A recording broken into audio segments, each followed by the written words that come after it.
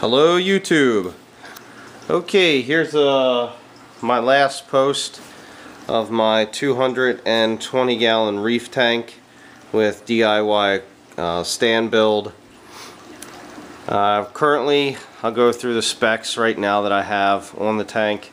I have the odyseaa 72-inch light fixture with the three 250 watt metal halides with four 60-inch actinic bulbs, I believe.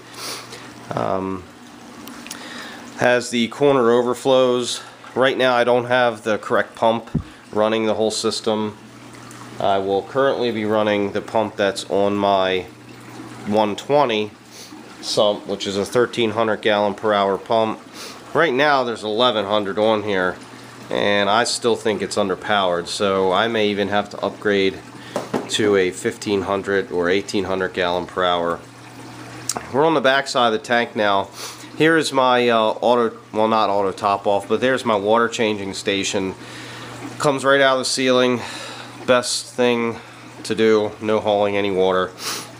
Now when I look down on the tank a little bit, notice I don't have any sand or anything, so I got a pretty good light array underneath here. So starting from right to left is my reefkeeper light system, my PC4s, SL1. This is my pressure bulkhead. Has my valves on it. That's going to be my carbon reactor. Right now everything is just running to make sure there's no leaks in the system.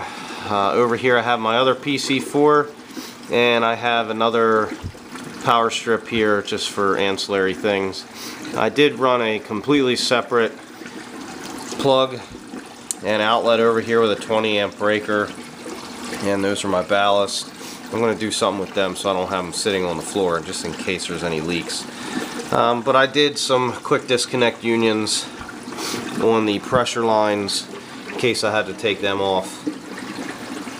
That's the back of my tank. Now let's take a look at the refugium or sump section of the tank.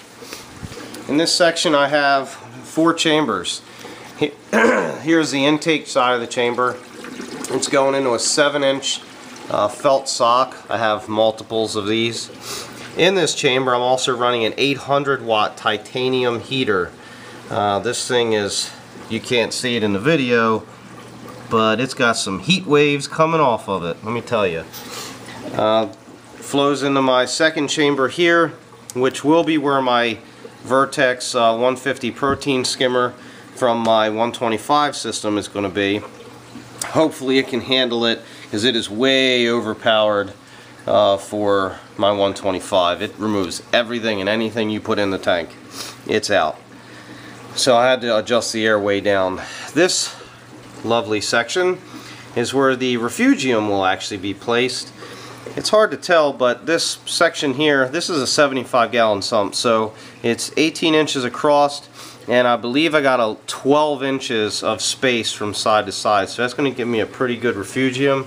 And in this side is where my pump is going to be, and those are my float switches right on the back.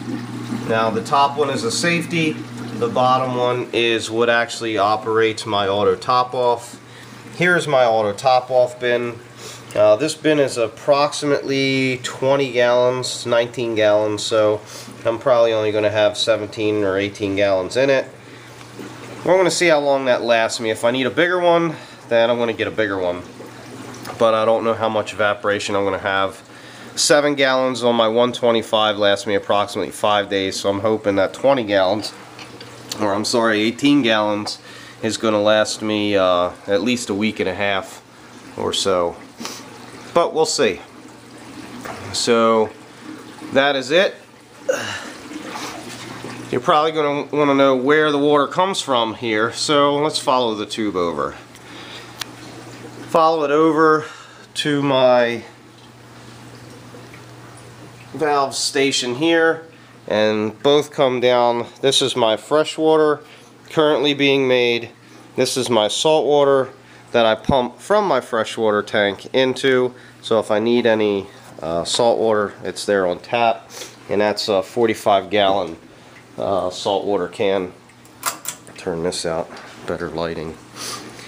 I also have it in a think it's a washer tray that you'll put your washers in. Now a lot of people are going to sit there and say, well, wait a minute, if it overflows from my reverse osmosis and the float valve inside doesn't shut the water off, the pan's going to overflow. Well, I'm getting a water sensor switch that will sit in the bottom of this pan and will connect to my water line here. One side will go in, one side will come out of it, and it will shut off if any water does overflow.